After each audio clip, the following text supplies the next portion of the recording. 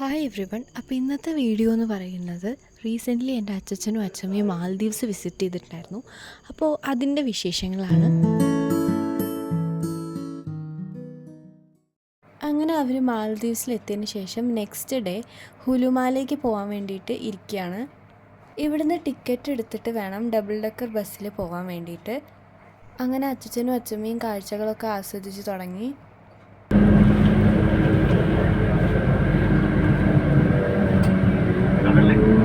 ഇന്നലെ ഞാൻ എൻ്റെ അവിടെയാണ് ഐലൻഡ്, അവിടുന്ന് ഇവിടെ വന്നിട്ട് ഇറങ്ങാൻ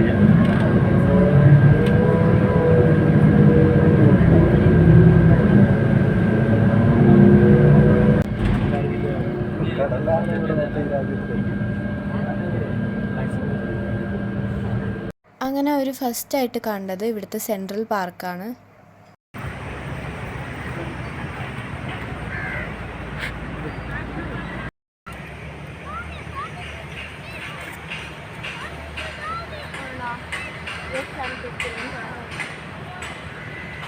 ഞാൻ ഹുലുമാല വന്ന ടൈമിൽ എനിക്ക് സെൻട്രൽ പാർക്ക് വിസിറ്റ് ചെയ്യാൻ പറ്റിയിട്ടുണ്ടായിരുന്നില്ല, കാരണം നല്ല വെയിലുണ്ടായിരുന്നു. പക്ഷെ അച്ഛൻ ഫസ്റ്റ് ഇവരെ കൊണ്ടുവന്നത് ഇങ്ങോട്ടാണ്.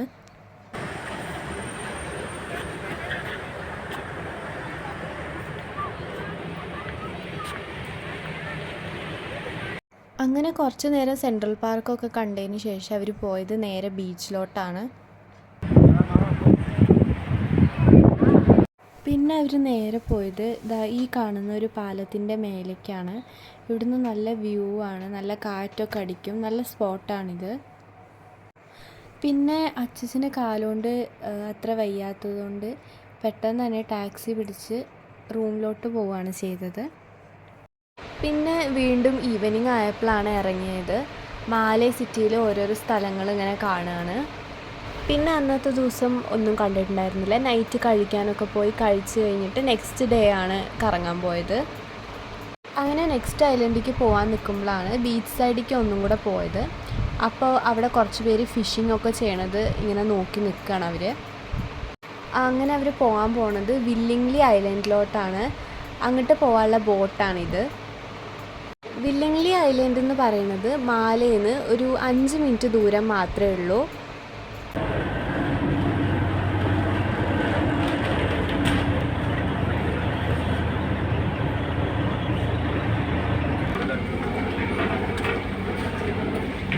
അപ്പോൾ ഈ കാണുന്നതാണ് വില്ലിംഗ്ലി ഐലൻഡ്.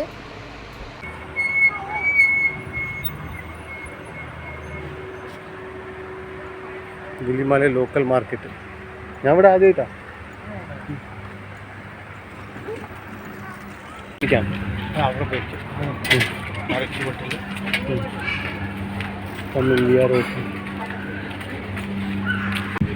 എവിടെ നിന്നുള്ള ഫോട്ടോ എടുക്കാം.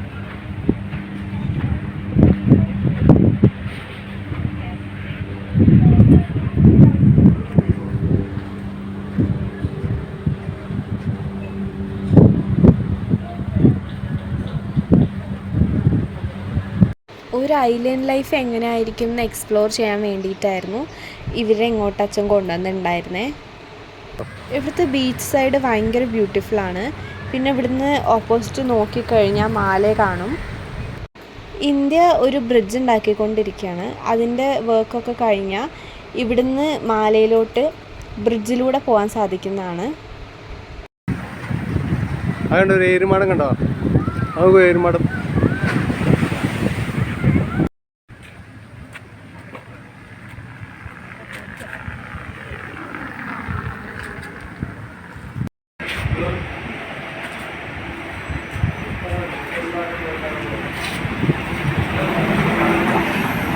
പിന്നെ അവർ നേരെ പോയത് അവിടെ ഉള്ളൊരു ഓപ്പൺ ജിമ്മിലാണ്.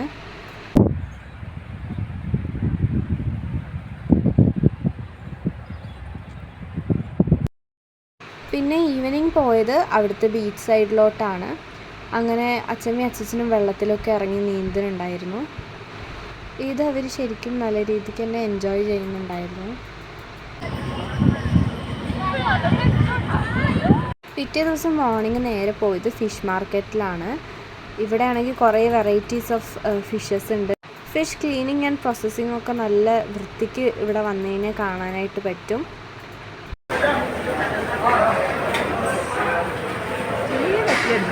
ആ അതെ, ചെറിയൊരു കത്തി.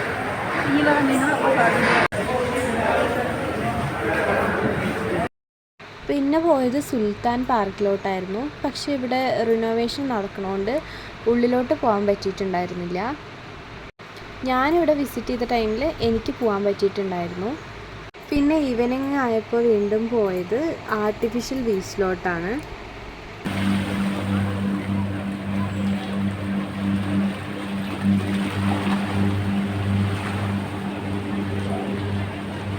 പിന്നെ നെക്സ്റ്റ് ഡേ ആണ് പോയത്. അന്നത്തെ ഡേ കഴിഞ്ഞിട്ട് നെക്സ്റ്റ് ഡേ അടുത്തൊരു പാർക്കിലോട്ട് പോയി. ഇതാണ് ഇവിടുത്തെ ജുംഹൂരി മൈതാൻ. ഇവിടെയാണ് ഈ രാജ്യത്തെ ഏറ്റവും വലിയ ഫ്ലാഗ് ഹോസ്റ്റ് ചെയ്തിരിക്കുന്നത്. ഇതിൻ്റെ ഓപ്പോസിറ്റാണ് ദാ ഇപ്പം കാണുന്ന പ്രസിഡൻസ് ഹാർബർ. ഞാൻ പോയ സമയത്ത് ഇത് വിസിറ്റ് ചെയ്തിട്ടുണ്ടായിരുന്നു. ഇവിടുന്ന് ഫോട്ടോസും റീൽസൊക്കെ എടുത്തിട്ടുണ്ടായിരുന്നു. ആൻഡ് ഇപ്പം കാണുന്നതാണ് അവിടുത്തെ ഏറ്റവും വലിയ മോസ്ക്, ഫ്രൈഡേ മോസ്ക്. ഇതിൻ്റെ ദിവ്യേഹി നെയിമാണ് ഹുക്രു മിസ്കി. ഞാൻ എൻ്റെ മാൽദീവ്സ് വ്ലോഗിൽ പറഞ്ഞിട്ടുണ്ടോയെന്നറിയില്ല. മാൽദീവ്സിലെ ഒഫീഷ്യൽ ലാംഗ്വേജ് ആണ് ദിവ്യേഹി. ഈ സ്ഥലങ്ങളൊക്കെയാണ് അവർ കണ്ടിട്ടുണ്ടായിരുന്നത്. ഡീറ്റെയിൽ ആയിട്ടുള്ള വീഡിയോ ഒന്നും ആയിട്ട് എടുത്തിട്ടുണ്ടായിരുന്നില്ല. അവരെന്തായാലും ഹാപ്പിയാണ്. അപ്പോൾ അത്രയേ ഉള്ളൂ. Thank you for watching.